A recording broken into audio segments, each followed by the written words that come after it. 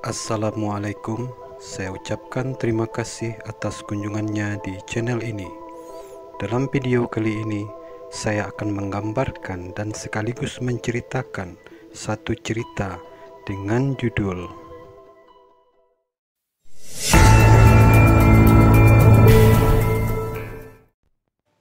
Cergam. Kali ini merupakan kisah nyata yang dialami oleh Iksan dari Brebes, Jawa Tengah. Pengalaman seram yang dialaminya terjadi 3 tahun yang lalu, tepatnya pada tahun 2017. Iksan yang waktu itu bekerja sebagai kuli bangunan ikut dalam suatu proyek pembangunan sebuah apartemen di daerah Serpong, Tangerang. Pengalaman seram itu terjadi saat ia bekerja lembur bersama adik iparnya yang bernama Aji, yang juga bekerja di tempat yang sama. Hari itu, Iksan bekerja lembur dimulai jam 7 malam. Ia naik ke lantai 14 di mana ia akan mengerjakan pemasangan support atau pegangan pipa untuk pembuangan air kotor. Sebelum menaiki lantai 14, ia menghampiri salah seorang rekannya untuk sekedar mengobrol. Ketika waktu menunjukkan jam 7:30, ia pun bergegas menuju ke lantai 14. Saat ia menaiki lantai 14, mendadak ia ingin buang air kecil. Berhubung di lantai 12 itu tidak ada toilet, akhirnya ia buang air kecil di salah satu pojok bangunan tersebut. Setelah selesai, Iksan pun langsung naik ke lantai 14, tempat di mana ia mengerjakan pemasangan support tersebut. Terlihat lantai 14 itu begitu sepi dan gelap. Segera Iksan dan Aji mempersiapkan peralatan kerjanya. Di sela-sela ia bekerja, tiba-tiba Iksan sayup-sayup mendengar suara anak kecil tertawa.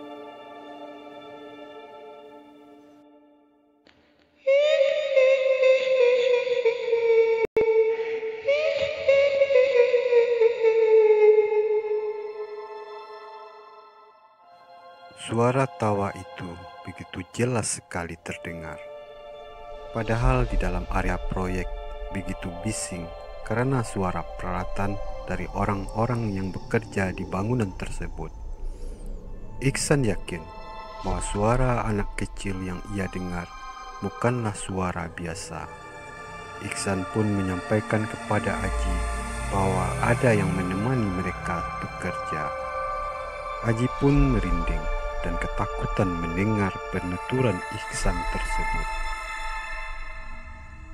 Perasaan yang tidak enak bercampur aduk dengan rasa penasaran membuat Iksan yang awalnya duduk dalam bekerja, kemudian ia bangkit dan berdiri.